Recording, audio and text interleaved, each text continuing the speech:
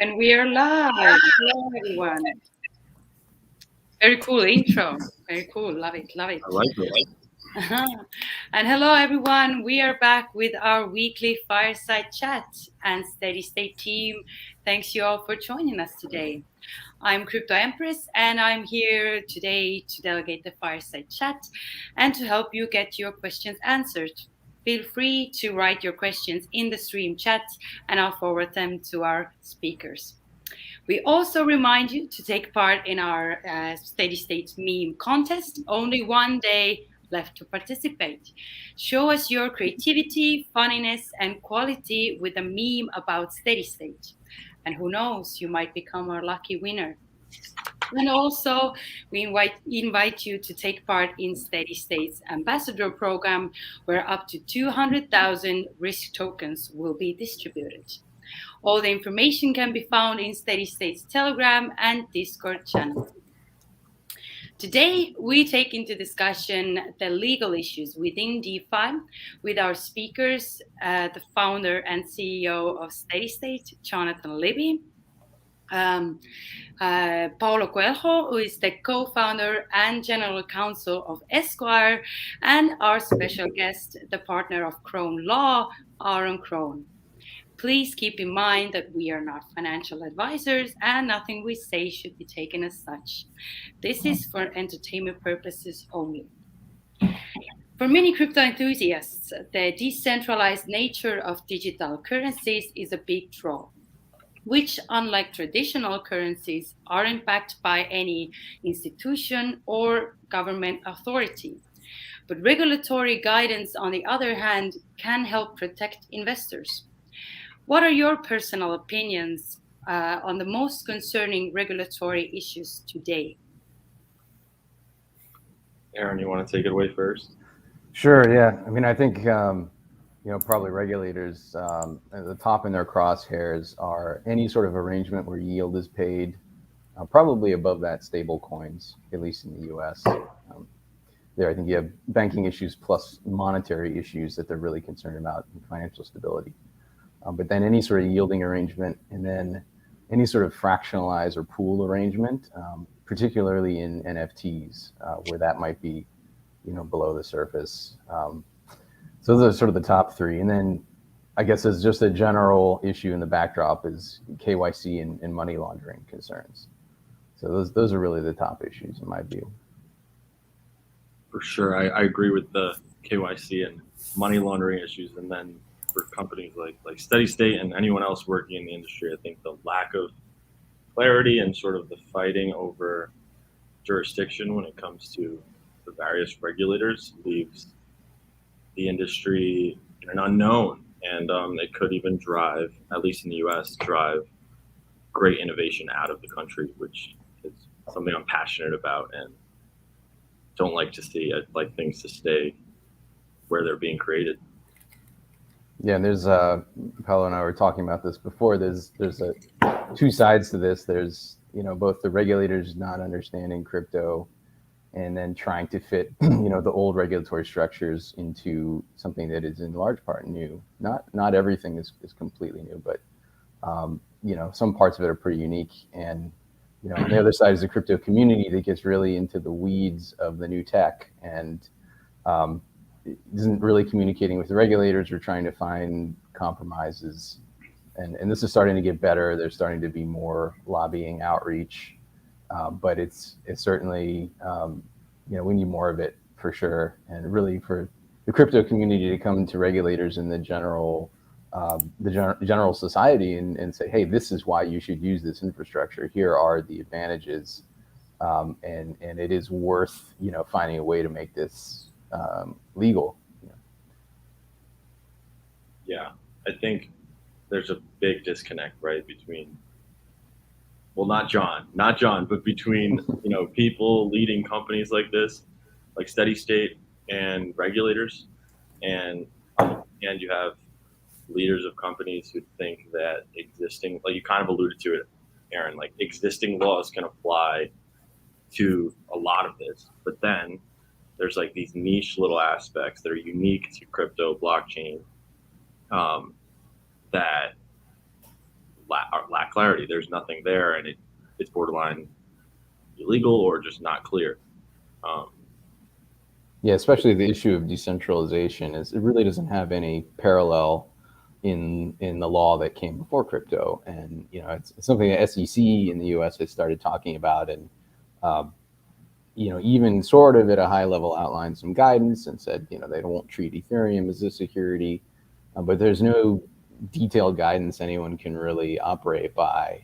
This is a challenge I deal with day in and day out in crypto as counsel, and it really is one of those things that is new. And regulators are grappling with it, and also society is grappling to understand, why it's of an attraction to them potentially. Why it's something that we should find a way to make sure this is allowed, to some extent.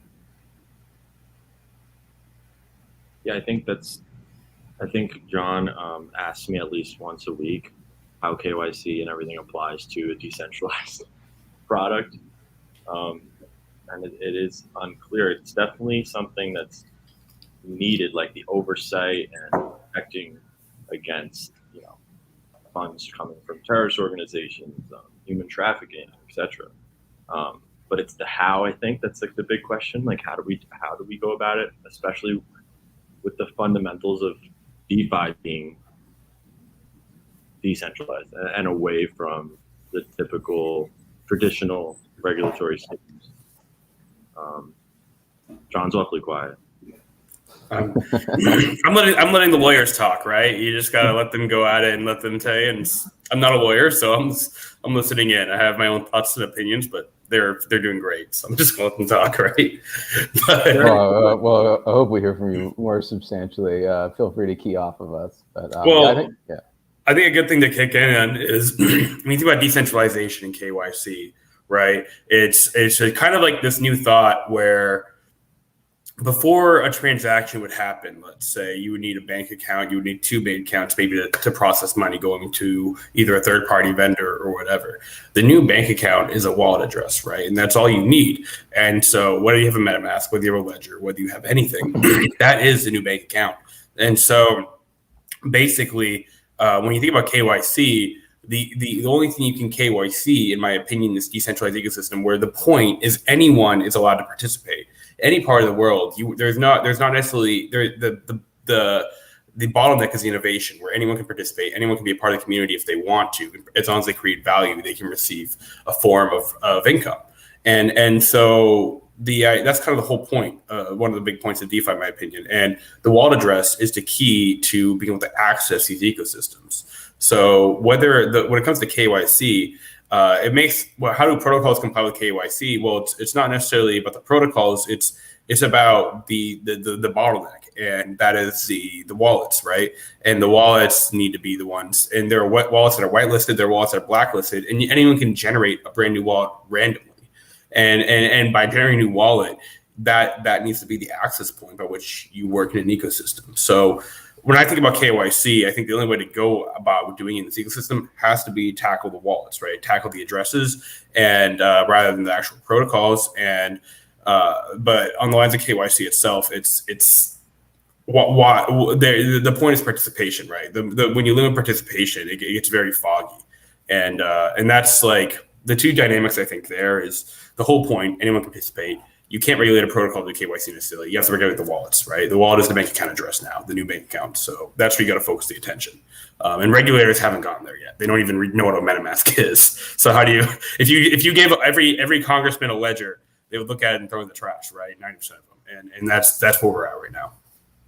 Yeah, it's starting, and that points away to like some of the educational task that needs to continue. And apparently the Biden administration is, seeking comment generally on what they should do as like a comprehensive approach to crypto. There's likely going to be a preliminary report coming out from the working group on financial markets, which is under the president of some of the top, financial agencies in the U.S. And it's going to be, it's going to be a preliminary report in terms of how should we approach learning about this. Essentially, how do we approach the approach? So they're at that level, but that is progress, and it is good in the sense that they want it does appear to be genuine that they want to hear from the community, right? And so that's really good to hear. I mean, responding directly to what you said, I think you're right about, using wallets is basically, a key point to potentially satisfy KYC AML burdens. And, I mean, maybe education needs to be focused around that, and potentially standards proposed and things like that to help try to get something to coalesce that is functional. And, at a minimum, you can say, hey, look, we provided a solution. Maybe we're starting to use the solution. So really, we've met our burden. And at some point, that does become effective in addressing regulatory concerns, because if there are no substantive concerns that are being unaddressed, then you have a very powerful argument. Yeah, I think just to add on that real quick is a lot of founders don't mind being compliant. I don't think that's the issue. The issue is two things. Okay, if you want to be fully compliant, you will never be able to launch a product. The point of being the cutting edge of technology and being in the frontier is that that when people hear something new, they get scared, right? They're thinking, okay, wait a second, how do we understand this? We got to make sure we fully understand everything before we launch, and that's not how things launch, right? A great example, I'm not going to say names of the product, but there are some great projects. There's a great project that launched 2017 that wanted to launch security tokens, right? And these security tokens basically is what they were literally calling them. It took them, they're finally launched after 4 years, even though the technology and product was built years before, because they wanted to go a fully compliant route. And now the amount of market share capture, they totally missed this market. There's questions about long-term sustainability. There's a lot of questions here on a project that should have been multi-billion-dollar market cap if they just figured it out and launched, right? And then deal with a lot of those concerns later. I think a lot of founders want to be compliant, but there's a fear, right? If I go the full route, and how am I going to effectively be able to get my product out? And the second thing is these laws I'm going to be compliant to, like you said about decentralization don't fully apply to what we're doing, right? And the fact that, like, if I try to go the route and try to, it's like, if you have people that don't know what they're talking about, telling you how to build your product and how to regulate it and how to run it, you hit you're never going to get launched. And I think it's not about founders not want to be compliant. It's that there's no real way for them to effectively be compliant right now in this industry. We see this over and over in history. We see this in the dot-com bubble when a lot of businesses just launch with no compliance, right? Telecoms versus the internet. And then we saw this in the fintech bubble, fintech versus banking versus normal banking. And now we're going to be seeing this right now with DeFi and crypto and NFTs compared to, I would say, banking again. And every time you have this new technology, understanding it, if you go the fully compliant route, it becomes very harmful. You have them come to you and tell you how to comply, and then you comply, right? And that's how you got to do it. It seems like that's what founders are put into a point where, like, they're almost forced to do that. It's very tough. Yeah, absolutely. I mean, when you're on that frontier, and this is a challenge I deal with every day as counsel, there is no clear answer in most situations. So you're left with basically, a cost benefit analysis, looking at the legal risk. There are some things we can pretty clearly say don't do, and some things we can pretty clearly say it should be okay for you to do. But in the middle, there's just a ton of ambiguity. And so that, that goes back to what you said with you have to take a leap of faith to some extent and just get out there on the frontier. Right. But also, it implies that, there's an envelope to push there in terms of communication with regulators. Exactly. Right. I think you're right. There's communication with regulators. And I also think there's like a new demand, creativity. Right. I think it almost like pushes you to be very creative. And how do you understand things creatively? And the more confusing you are, it feels like the more powerful position you have as a startup when it comes to regulators. It's like, wait a second, are you here? And it's like, your job to figure it out and give me the rules and I'll follow that, right? And I think that's like the two things, right? You be compliant as possible, and then also there's almost a push now to be really, really creative in more unique ways. And that's the interesting part about crypto and DeFi is it's one of the most creative, cutting edge technology industries in the world. But at the same time, the regulators, because of all this unknowingness and how they're starting to go after people without not necessarily a fully understood proper justification for why they're going after whoever, it almost like forces new founders to be really, really creative. And it's been interesting for myself, at least, trying to navigate that. Yeah, and that's a good point. Yeah, it seems like the SEC is doing guidance through enforcement almost. At times, it seems like that, bringing actions against certain entities without clear guidance. But a lot of those lawsuits are obviously crystal clear violations of SEC regulation. But it's but it's like any business, right? It's difficult when you have to make those tough decisions, and it comes down to a business decision at the end of the day. And people like Aaron and I should have to just give the best advice we can, and then it's up to founders to make those decisions and push the envelope, like Aaron said, to the line, in hopes that it pushes the line moves a little further, and information is shared between us, people like us, and people like John, and then regulators. And the line has moved on both sides, both in terms of, I guess, progress and allowing, sort of quote unquote, allowing more crypto innovations to function. So one thing I mentioned was that, yes, the SEC top staff did say we're not going to treat Ethereum as a security, right? Maybe a couple of years later than people would have liked, but it was 2018, so that wasn't too bad. Then on the other side, it's actually not just the SEC anymore. We actually have state securities regulators in the U.S. I think now there's been 6 of them that have brought cease and desist or investigations against yield-paying efforts like Celsius, BlockFi, Nexo, some of those. So you can definitely see that there's been a sea change in regulatory interest in bringing enforcement against parts of the sector, and I would say these are maybe more blatant aspects where you're just basically running a bank without any banking regulation, right? Mm-hmm. And those efforts are an example of where they almost certainly took a look at the different states they were operating in and said, okay, there's a way to do this being exempt from marketplace lending regulation, and that's I think how most of them went in.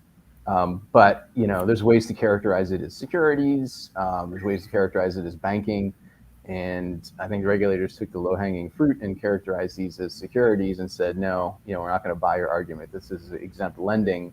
You're actually doing a bunch of wizardry behind the scene to pay people a yield that's either a security or it's a bank, and I think they decided calling it a security is the easier argument. But even on that, there's, I think, confusion sort of reigns because, maybe it should be insurance regulated or banking regulated. Maybe that would be more proper. So I don't think they've fully processed it yet. They do see in some cases where the conduct is more blatant and trying to just completely step outside of regulation, and they want to put a stop to it somehow.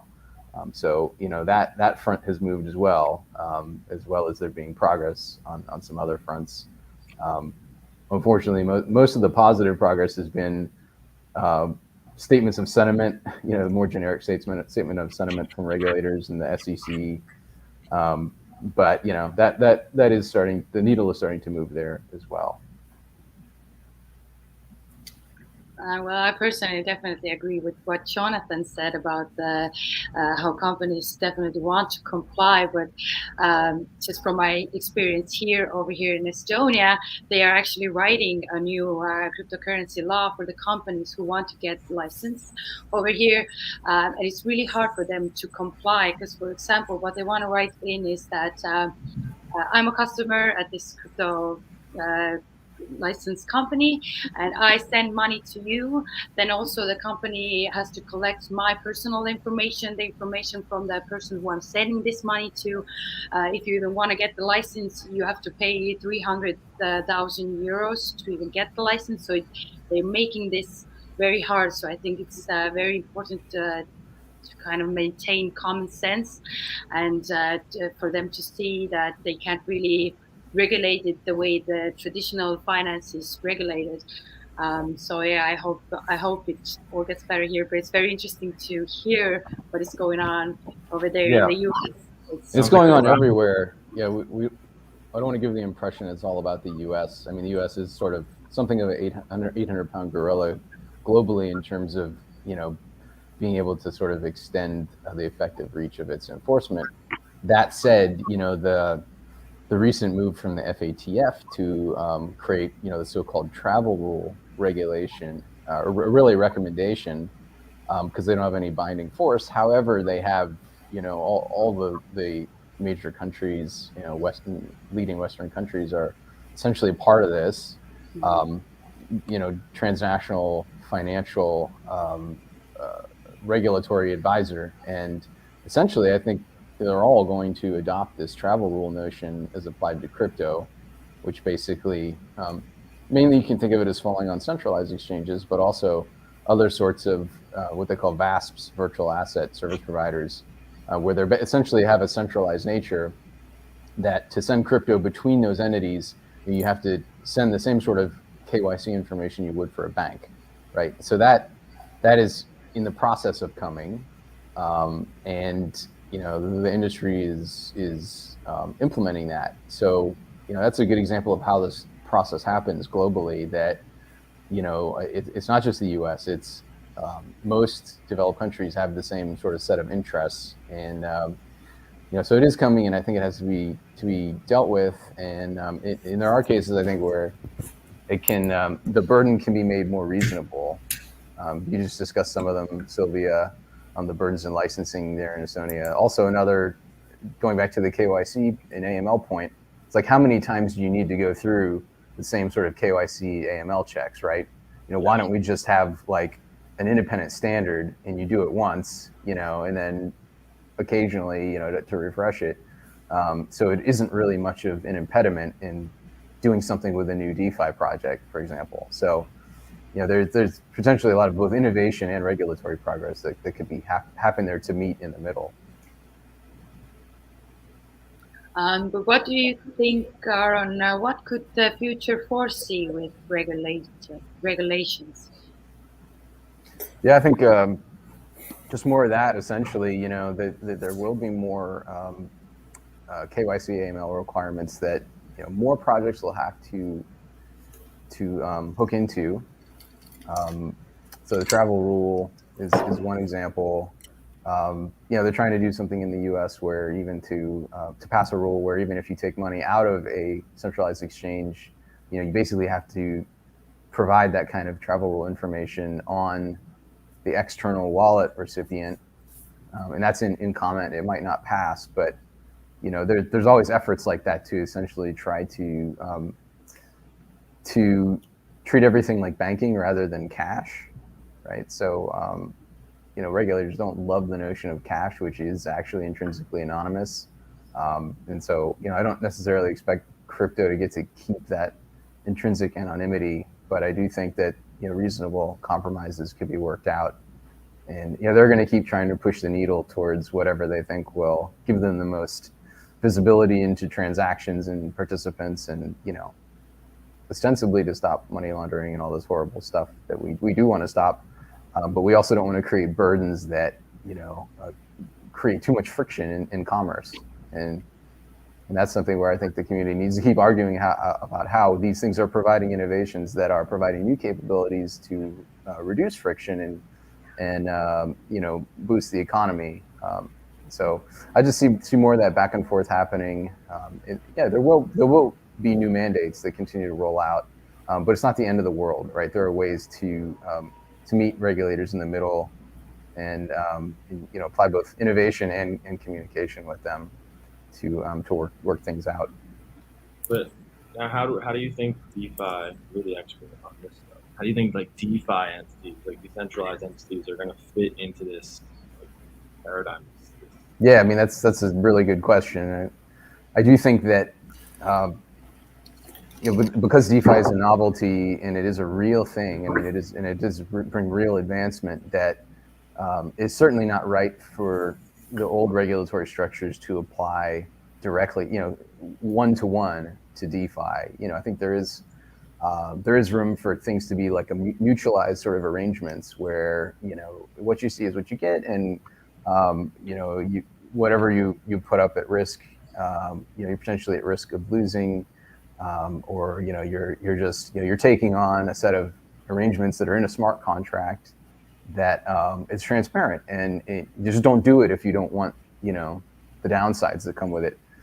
So those sort of, and then there's nobody running it centrally. To the extent that's happening, I do think that there should be major exemptions from traditional sorts of regulatory structures, and I think that there will be somewhat. We had a sneak preview of it with the SEC, speaking about decentralization at a high level as bringing things outside of their purview, and then giving the one example at least of Ethereum.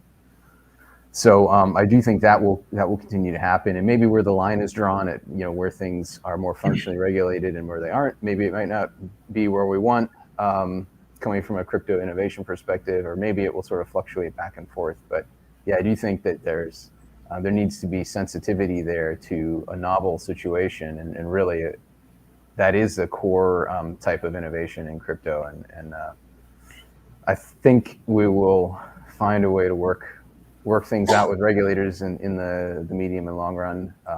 But yeah, in the short run, it's very much, it can be painful, to suddenly have them, act like every yield paying arrangement is really, is fraudulent. Is really, yeah, it's fraudulent. It's like a man behind the curtain that's running things, and is really just trying to get out of banking regulation.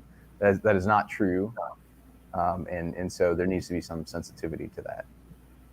Yeah, I mean, I think it's that short term that we need to fix, some sort of safe harbor sandbox for people to work in the space, but then at the same time, DeFi entities, or soon to be DeFi, right? Because there's that period where you're not decentralized, and I think that's like the red hot area for us, for folks like us working in this space. It's like that's where you could possibly be subject to liability, and then once you become decentralized, you can reach sort of Ethereum status, right?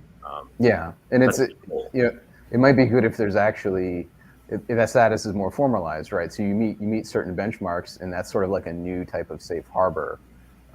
Didn't one of the commissioners put out a proposal? Yeah. What was her name? Hester Pierce. Hester Pierce. Yep. Yeah. Yep. So-called crypto mom. Yeah, and it was good. I think it was so open that I didn't really expect the rest of the SEC to go for it, but at least someone's thinking about this, right? Absolutely, and Coinbase actually just put out a comprehensive regulatory proposal. I haven't had a chance to study it, but to even see that sort of thing where they're actually providing some sort of template for a more comprehensive solution and approach to crypto that actually reflects the thinking of the industry is a good thing, and we need to see more of that. Yeah. Well, one thing we need to understand better is these tokens. What are they? I think it's a really hasty generalization to go out and call these things securities, because you don't lend stocks out. You don't lend stocks out, but we lend tokens out. You don't use stocks necessarily, or I guess you can use stocks as a form of collateral to get lending, but that's also a very rare use case. I think it's really interesting where we're starting to see some dynamics come out from here with these tokens getting a stake in the ecosystem. You need a token to participate in an ecosystem. These don't fall. You use these as means of payment to cover like other kinds of tokens, or maybe an asset, or as means of payments from a peer-to-peer basis. A lot of securities don't fall under a lot of these different rulings, right? These use cases that are keep evolving and growing. It's very hard to map these out. And I think it's one of these hasty generalizations I think a lot of regulators are coming to, is calling a lot of these DeFi token securities, especially in decentralized ecosystems. A lot of these tokens are actually key stakes in a network to actually utilize or participate or use working within an ecosystem. And I think there's a real problem here with regulators looking at these securities when it's necessary to have to be a participant. Yeah, I think it's that is a very key issue, that it's becoming a little bit of they have a hammer and everything starts to look like a nail. I would even be more happy to see like some of these regulatory actions coming from the state regulators saying, no, this is a bank, or this is unlicensed lending. that would be preferable to saying everything's a security, because it almost gives the false notion that there's some sort of agreement on a regulatory characterization of all these things, when actually there isn't. Yeah. And as you pointed out, the nature of them is not necessarily very securities-like, or they should. There's another potential better characterization, and it also reminds me of what happened in the mid 2000s with P2P marketplace lending, right? So you had like Prosper and Lending Club and all, and those started out just as a free for all. Like there was no. They were going in under state lending law exemptions and also not as securities. And eventually they got in trouble with regulators, and regulators came in and basically said, okay, you're centralizing these, you're arranging them, you're smoothing everything out in terms of, tranching the risk and whatnot. Sound familiar?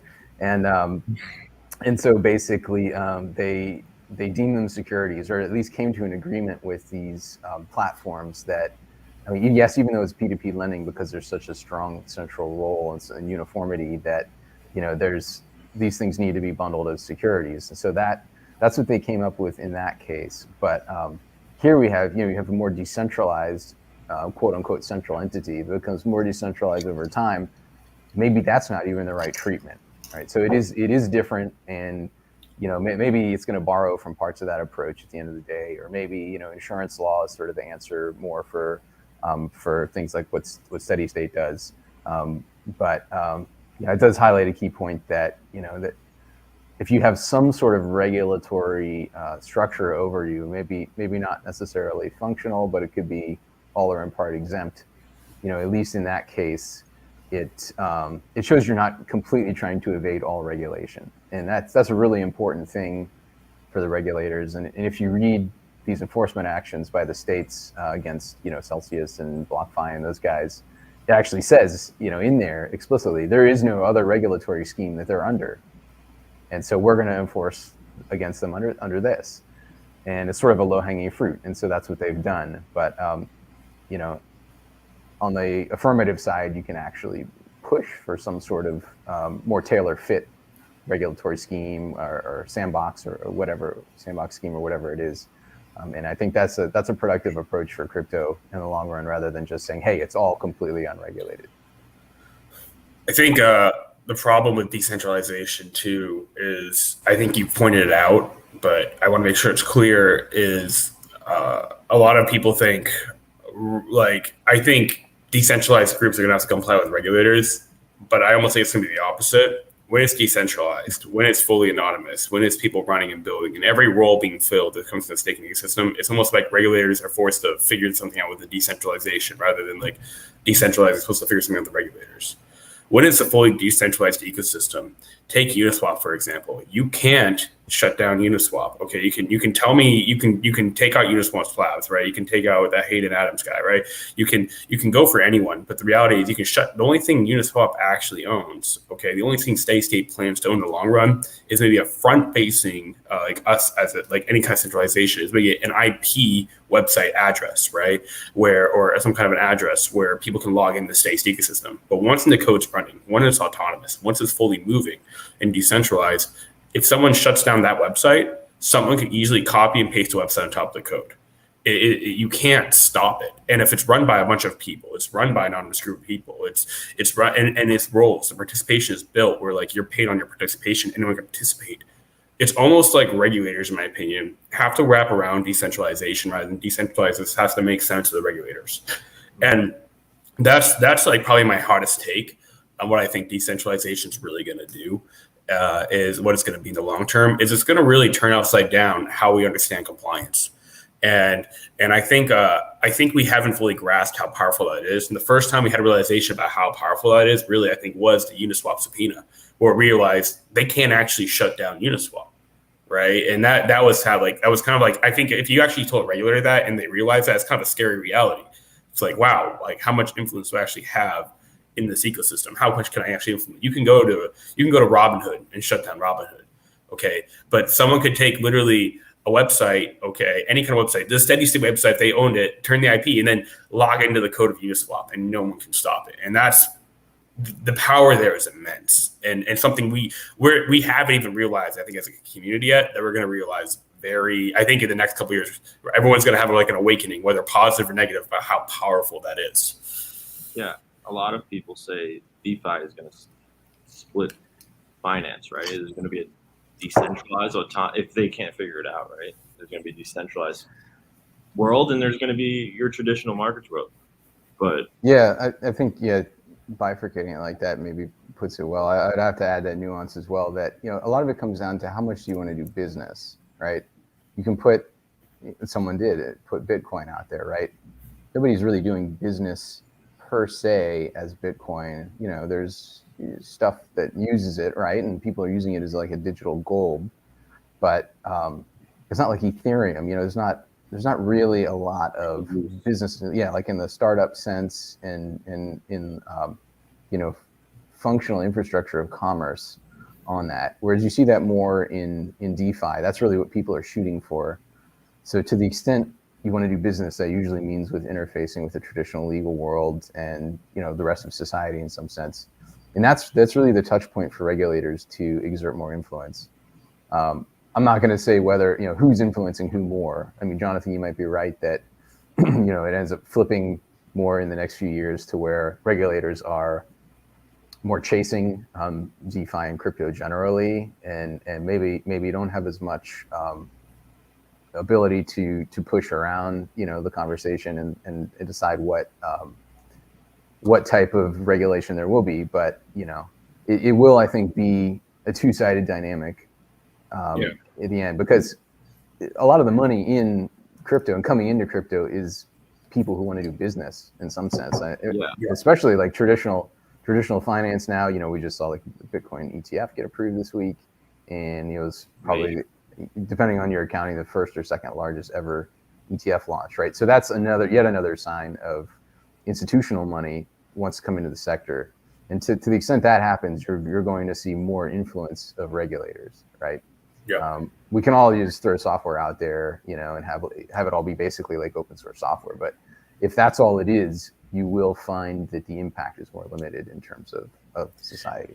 I think you're right. It'll be layers, right? It'll be traditional, maybe some intermediate, then totally decentralized. And DeFi is going to be it'll be layers, and it's going to be interesting how it plays out.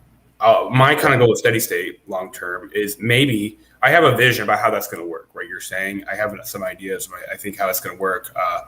But steady state itself, a long-term vision, will be decentralized and owned by a community. And the goal is, if there is some kind of a intermediary arm between these two worlds, that arm has to be a participant, just like anyone else. And like for us, me as a founder, eventually, or any of us, we have to be participants, and that's all.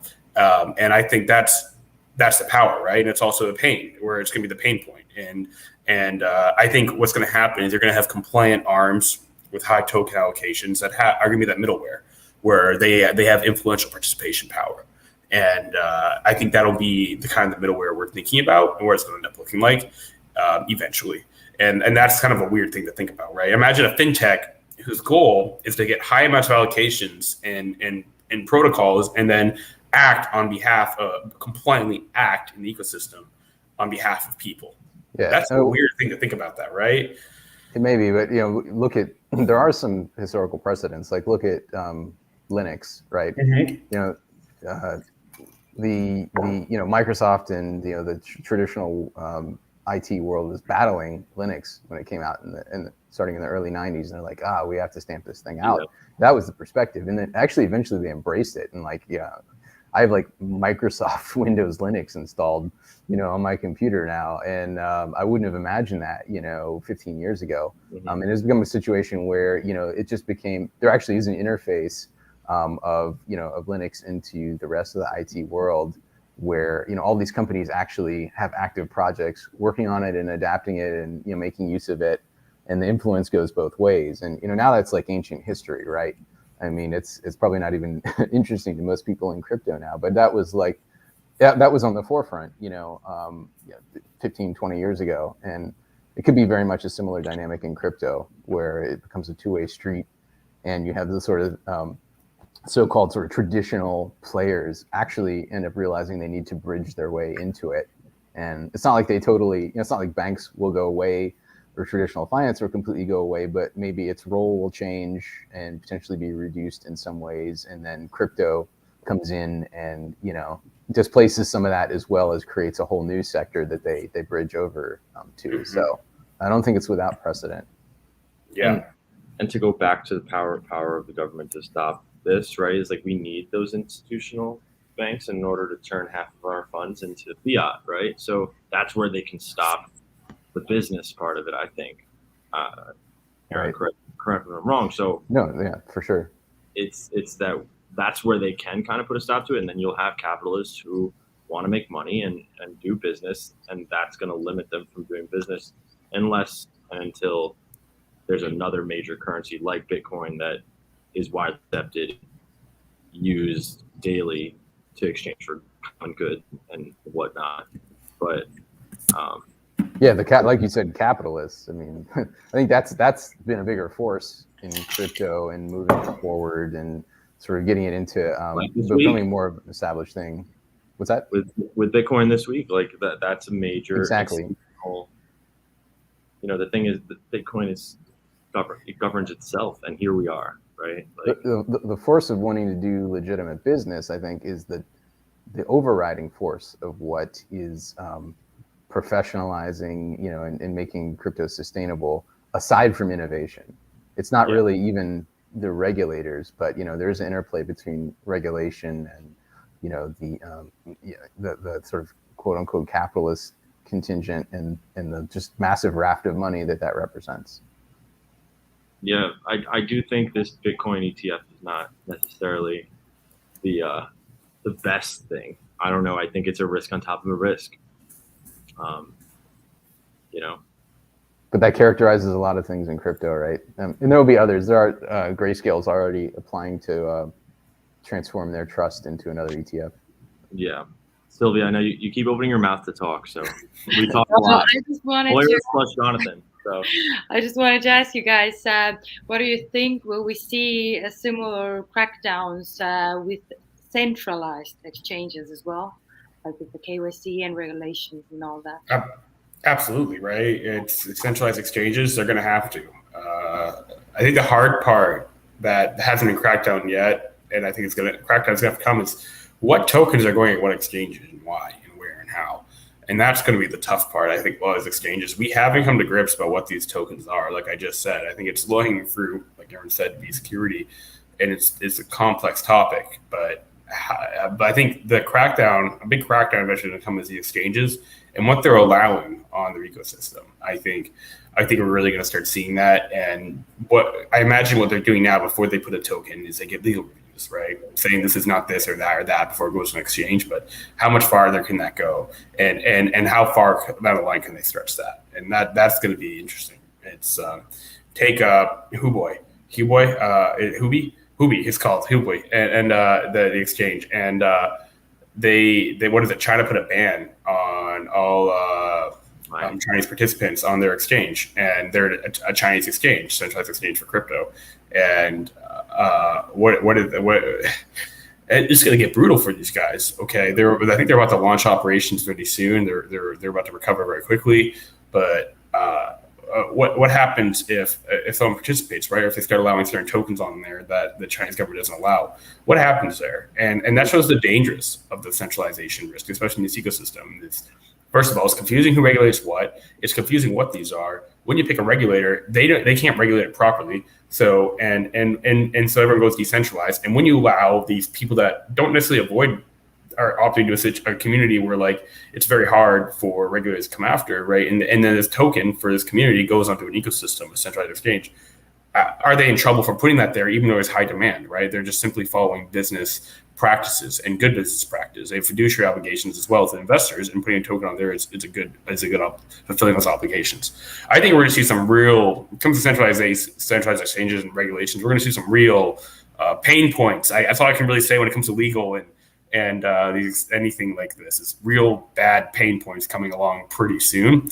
I think projects like Coinbase are going to have a rude awakening for what they're putting on their exchange, and more particularly a lot of these tier 2 exchanges and tier 3, these low market cap, low funding exchanges. I think what was BitMEX, I think, was Arthur, right? BitMEX, I think that's one of the great examples where the guy was not following, the guy was acting, I think it was AML, like that was legitimately complaining AML problems, but what they're listing on there and what this guy's doing, it becomes very questionable. And I think a lot of these guys are in for some rude awakenings for what tokens they're putting in, how they're using it, and how they're getting compliance. There's a lot of companies that do KYC, and how they do KYC is very, very questionable, where you can say anything and everything, they just store it and be like, all right, bye. And that's going to get like, I know, I'm not going to say names, but I know quite a few companies that do that. And I'm just like, you can just say, I'm here, and here, and move on. And no one's going to check. It goes to a database and deletes XYZ weeks later. There's some rude awakenings coming to a lot of people, I think, for the centralization exchanges and stuff. So. Yeah, I mean, you hit on a lot of good, as you said, pain points, and a lot of that's productive, right? So, to the extent that they're looking at the characterization of tokens on these exchanges, that really has the potential to drive a conversation of how we really should characterize them, and really what are the standards. And like, come on, guys, give us some standards, and let's talk about it. Let's talk about whether and Coinbase has a lot of these. I guess like DAI is listed there, right? As on just the normal Coinbase. So let's talk about that. As a low hanging fruit for discussion purposes. But yeah, like you said on the KYC front as well. There's a lot that needs to be worked out in terms of what do you actually need to do in what circumstance. And traditionally there's tiers to KYC, so we shouldn't abandon that notion in crypto either. So let's hear it, and let's have productive conversation over that, and hopefully it doesn't all have to come in the context of enforcements.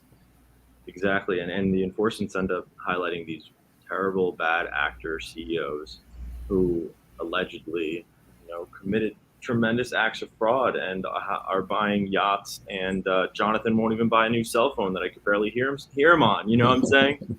So it's crazy to think that they're only doing enforcement actions. There's no guidance. And there's a few bad apples, like everything in life, that are just tarnishing the industry and making it an unfair or sort of an unknown space, walking on possible landmines for everyone. But I mean, it makes good business for people like Aaron and I, so.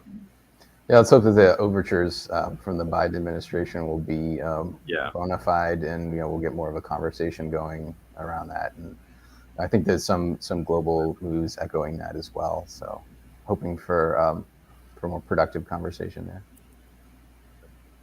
Awesome. But let's check out what our viewers have asked as well. We have Sober Music GLN, who asks, what do the Swedes here think are the first concrete steps U.S. government will take to tackle this massive anonymity on blockchain?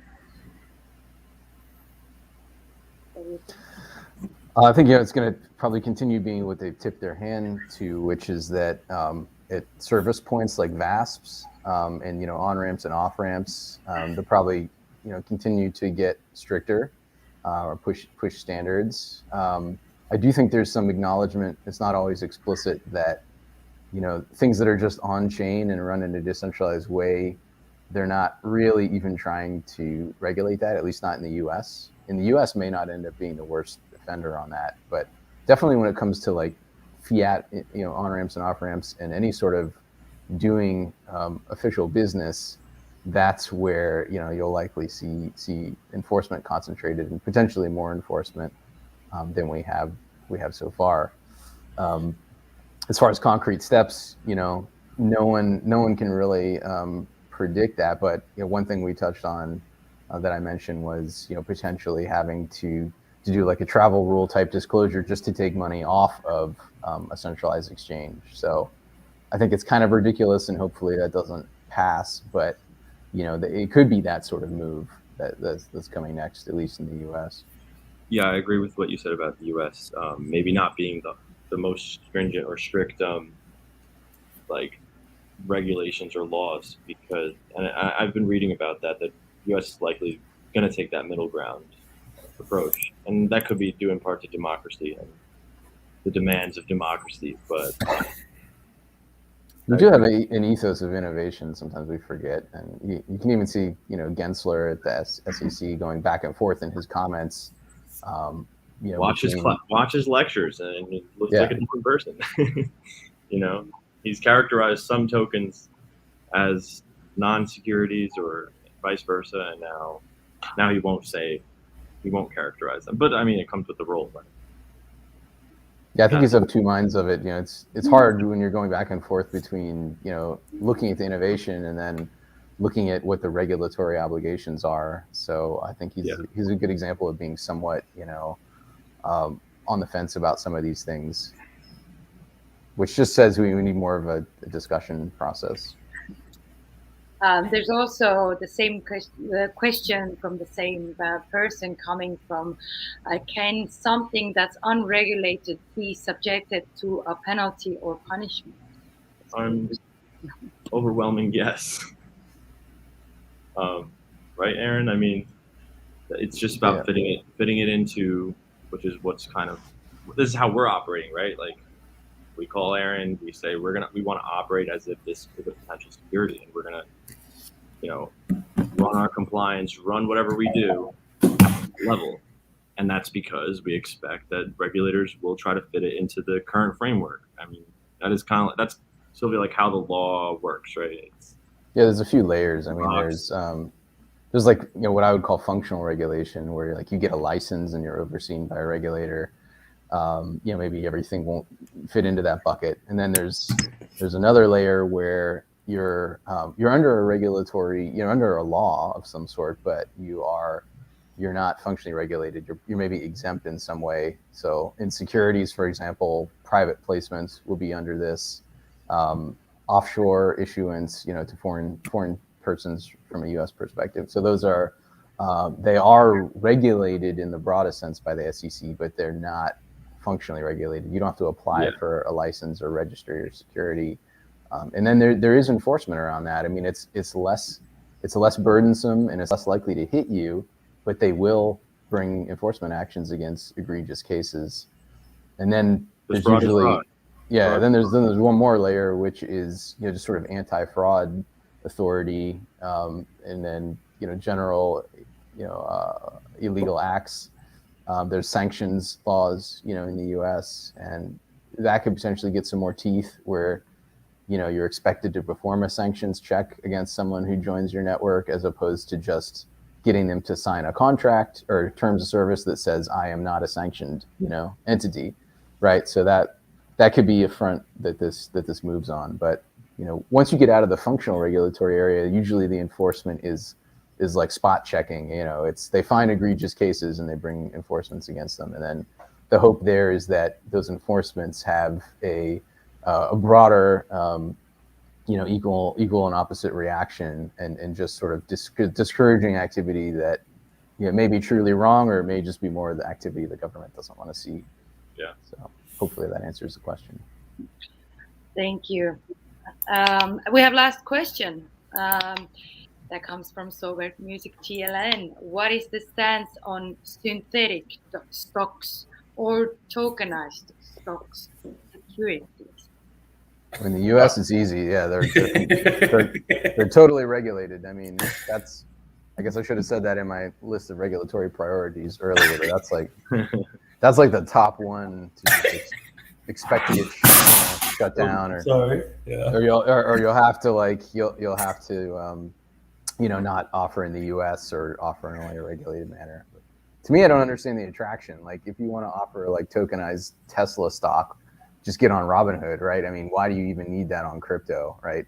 I guess you can envision, sort of collateralized arrangements that would be interesting, but you're going into their court, right? You're going into the Wall Street traditional regulatory court, so don't expect that to not be unanswered. Yeah, the only comment I'll make on that is, I don't know what to tell you if you're asking me. If there's no if. What I'm interested to see maybe in the future, though, is I know there's some brilliant. I'm not again not going to name drop. There's a really brilliant guy. I met him for a while. Known him for a while. He actually is Austin based like me. So that's telling him last night. He's building a really cool idea where he's converting loyalty programs for actual companies and turning them to like NFT DAOs. And I'm wondering if tokenized stocks can maybe find a place in like DAO governance systems within actual companies. And I'm not talking like small companies. I'm talking Fortune, 500, Russell 2000 type companies. And it's pretty impressive. And so when I'm wondering if tokenized stocks may have a place there, but I mean, I don't even know what you call it. You're literally saying tokenized stock, like tokenized bonds. Does it go to a credit rating agency? Yes, right. It's yes, yeah. I mean, this is where bespoke regulation could come in, right? Maybe the SEC could provide some sort of lightweight, sort of quasi-registration, in a way to fractionalize actual stocks, of otherwise registered companies, and have like a lightweight tokenized security that can sort of flow around more freely. I mean, that would be a bit probably down the road, but things like that could happen. There's no reason that they can't happen. Yeah. Well, thanks, guys. Last, I'm going to say that Joseph Smith is very fond of you guys and asks, can we have Paulo and Aaron on more often? He already got the answer, but I just thought maybe Aaron and Paulo, you want to know. But many thanks to Jonathan, Paulo, and Aaron for this great discussion. We got a great oversight of the regulatory part in the crypto and DeFi industry. And thank you all for tuning in. Before you go, a quick reminder for you to participate in our meme contest, which ends tomorrow. And make sure you check out Steady State's ambassador program. Take care. Thank you, Sylvia. Take care.